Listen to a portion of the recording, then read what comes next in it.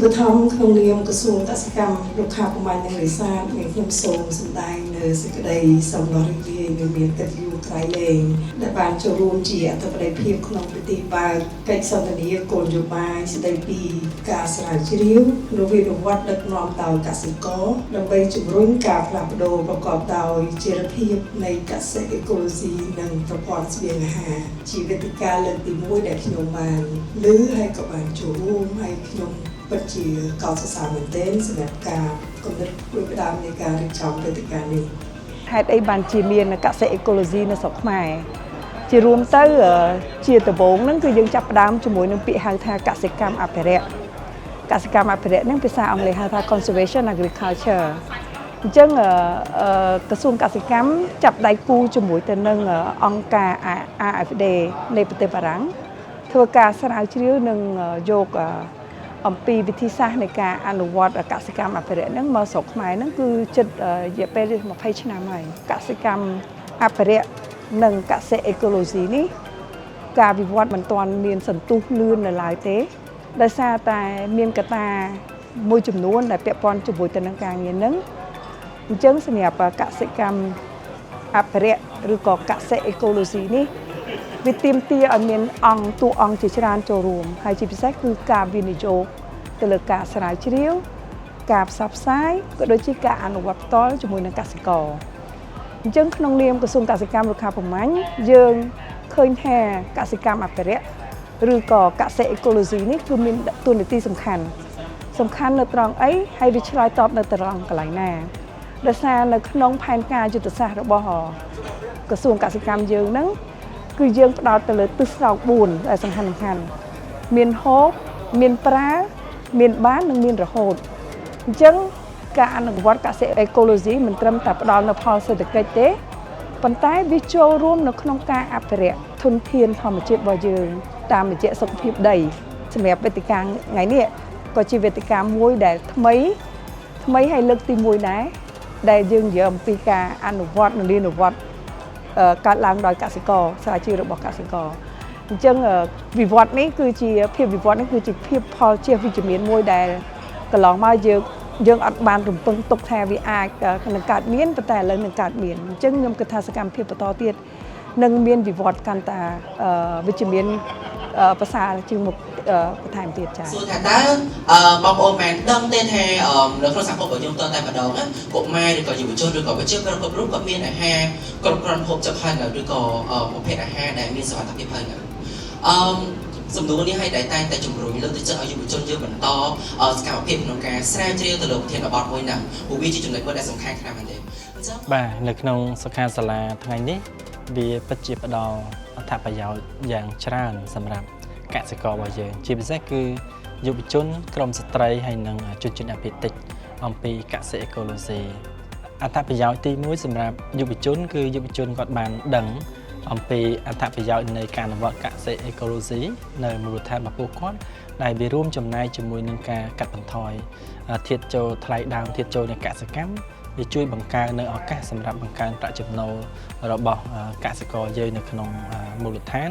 ហើយនឹងទី3ហ្នឹងគឺវាជួយទៅដល់យុវជននឹងអាចប្រើប្រាស់គំនិតច្នៃប្រឌិតថ្មីនៅក្នុងការរៀបចំប្រមូលនៅធនធានជុំវិញខ្លួនដើម្បីយកមកធ្វើអនុវត្តនៅកសិអេកូឡូស៊ីបានដូចជាកែច្នៃជាកំប៉ុស្តក៏ដូចជាការរៀបចំនៅការសួនច្បារដំណាំរបស់គាត់ហើយសម្រាប់ស្ត្រីវិញគឺពួកគាត់កាត់បន្ថយការចំណាយកាត់ទៅទិញជីដូចជាគាត់ងាយស្រួលនៅក្នុងការទុកដាក់នៅហៅកាកសំណល់ផ្ទះបាយដូចជាសម្រាមជុំវិញផ្ទះដើម្បីយកវាមកធ្វើជាជីកំប៉ុស្តហើយនឹងអាចផ្ដល់ឱកាសទៅដល់ការចូលរួមរបស់ស្ត្រីនិងយុវជននៅក្នុងការងារជាមួយគ្នាបាទហើយសម្រាប់ជនជាតិអាមេតិចគឺពួកគាត់អាចនឹងបានឃើញអំពីការអនុវត្តល្អដូចជាគាត់បានចែករំលែកពីបទពិសោធន៍ល្អៗសម្រាប់ចំណេះដឹងជាប្រពៃណីរបស់គាត់នៅក្នុងការចូលរួមចំណែកในការអនុវត្តនៃកសិអេកូឡូស៊ីនៅក្នុងមូលដ្ឋានរបស់គាត់គឺជារួមយើងឃើញថាសិក្ខាសាលាមួយថ្ងៃនេះពោពេញទៅដោយការចែករំលែកបទពិសោធន៍អំពីការស្រាវជ្រាវជាពិសេសគឺការស្រាវជ្រាវដល់យុវជនស្ត្រីយុវជនជាតិអាមេតិចផ្ទាល់នៅក្នុងគម្រោង FIRST នេះដើម្បីជាផុសតាងបង្ហាញទៅដល់អង្គពិធីទាំងមូលដែលមានការចូលរួមពីអ្នកពាក់ព័ន្ធទាំង រាជរដ្ឋាភិបាលទាំងខាងមន្ទីរក៏ដូចជាខាងអង្គការសង្គមស៊ីវិលនិងសហគមន៍កសិកម្មគាត់បានឃើញអំពីការអនុវត្តល្អនិងអត្ថប្រយោជន៍នៃការអនុវត្តកសិអេកូឡូស៊ីនៅមូលដ្ឋាន ខ្ញុំលើកពីបទពិសោធន៍ដែលខ្ញុំអនុវត្តផ្ទាល់លើដំណាំចន្ទទីគឺខ្ញុំប្រើប្រាស់តែជីទឹកខ្ញុំពិសោធន៍ជីទឹកដែលខ្ញុំបានធ្វើអ្នកគ្រូហើយខ្ញុំបាញ់តែជីទឹករហូតតាំងពីចាប់ផ្ដើម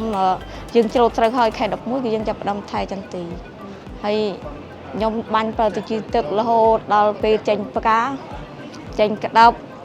រហូតដល់បានផ្លែតែប្រាំងឆ្នាំនេះវាជួបឧបសគ្គការប្រែប្រួលអាកាសធាតុ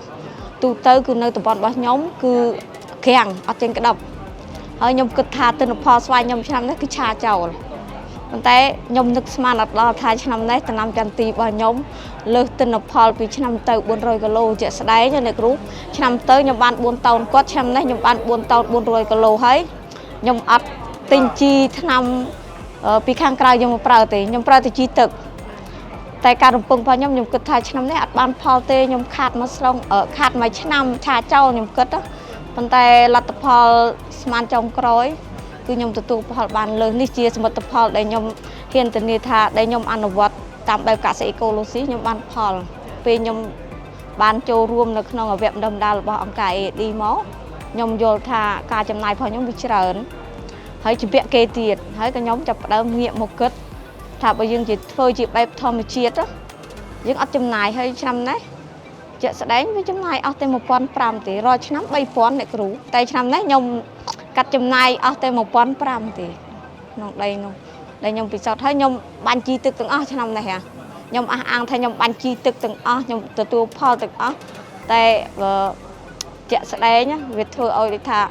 យើងនឹកស្មានមកដល់ការអនុវត្តរបស់ខ្ញុំដែលខ្ញុំខំប្រឹងថែទាំខំប្រឹងអីវាអត់ចង់ថាយើងបានផលមិនមែនអត់ប្រយោជន៍ទៅហើយមួយទៀតនៅពេលដែលខ្ញុំបាញ់ជីទឹកនោះ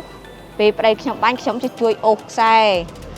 ជួយទាញប្តីខ្ញុំអ្នកបាញ់ឲ្យត្រូវយកកូនទាំង4នាក់ទៅតាមប៉ុន្តែវាអត់ប៉ះពាល់ទេបើពីបកពីឆ្នាំមុនដែលខ្ញុំទិញថ្នាំមកពីផ្សារអ្នកគ្រូអើយកូនក៏រៀកអាម៉ែក៏រៀកអាឪក៏រៀក ជាលទ្ធផលសំខាន់គឺសមាគមកម្ពុជាយើងបានពង្រឹងសមត្ថភាពទៅដល់កសិករដែលជាមេដឹកនាំសហគមន៍កសិកម្មជាពិសេសស្ត្រីក៏ដូចជាយុវជននៅក្នុងការស្រាវជ្រាវមានចំណេះដឹងនៅក្នុងការស្រាវជ្រាវនិងរុករកគំនិតថ្មីតាមរយៈយើងបដិបដាគាត់ឲ្យគាត់ចេះកំណត់នៅបញ្ហាស្អីដែលជាបញ្ហាជាក់លាក់ដែលកើតមានឡើងនៅក្នុងតំបន់របស់គាត់សហគមន៍របស់គាត់តកតងទៅនឹងការអនុវត្តកសិកម្មទី2យើងពង្រឹងសមត្ថភាពគាត់តកតងទៅនឹងរបៀបនៅក្នុងការធ្វើផែនការរួមគ្នាដើម្បីដោះស្រាយនៅបញ្ហាដែលគាត់បានកំណត់ឃើញហ្នឹងអញ្ចឹងបន្ទាប់មកគឺគាត់នឹងយកនៅផែនការទៅនឹងដើម្បីយកមកពិសោធន៍ក្នុងការឆ្លើយតបក្នុងការរុករកនៅនវានុវត្តន៍ដើម្បីដោះស្រាយបញ្ហាដែលគាត់បានកំណត់ហើយគាត់អាចរៀបបន្តរៀនសូត្រកិច្ចការរបៀបនឹងរួមគ្នាដើម្បីចែករំលែកនៅចំណេះដឹងទៅដល់កសិករដទៃហើយនេះជាវិធីសាស្ត្រមួយដែលជំរុញឲ្យការផ្សាយផ្ទាល់និងការអនុវត្តកសិអេកូឡូស៊ីបានកាន់តែទូលំទូលាយហើយមានប្រសិទ្ធភាពទី2ជាលទ្ធផលយើងឃើញថាកសិករគាត់បានក្លាយទៅជាអ្នកស្រាវជ្រាវមួយដែលប្រកបដោយភាពច្នៃប្រឌិតហើយមានទំនុកចិត្តនៅក្នុងការធ្វើកិច្ចការងារហ្នឹងហើយលើសពីនេះដែរគឺយើងក៏បានផលិតនៅជាមានថាបណ្ដុះបណ្ដាលកសិករឲ្យក្លាយទៅជាគ្រូបង្គោលដែលគាត់អាចមានសមត្ថភាពចែករំលែកចំណេះដឹងទៅដល់កសិករដទៃនៅក្នុងសហគមន៍របស់គាត់លើសពីនេះថែមទៀតគឺថាយើងបាន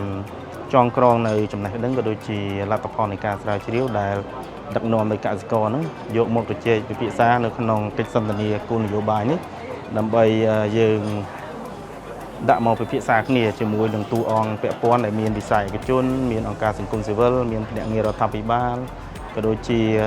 តួអង្គពាក់ព័ន្ធនានាដើម្បីពិនិត្យមើលបន្ថែមក៏ដូចជាការផ្ដល់បន្ថែមនៅធាតុចូលនៅក្នុងការពិនិត្យមើលនៅបញ្ហាជាអន្តរភាពឡើងវិញលើកនៅសំណើដំណោះស្រាយគ គោលនយោបាយនានាហើយក៏ដូចជាការបង្កើតជាអនុសាសន៍ដើម្បីឆ្លើយតបទៅនឹងបញ្ហាប្រឈមនានា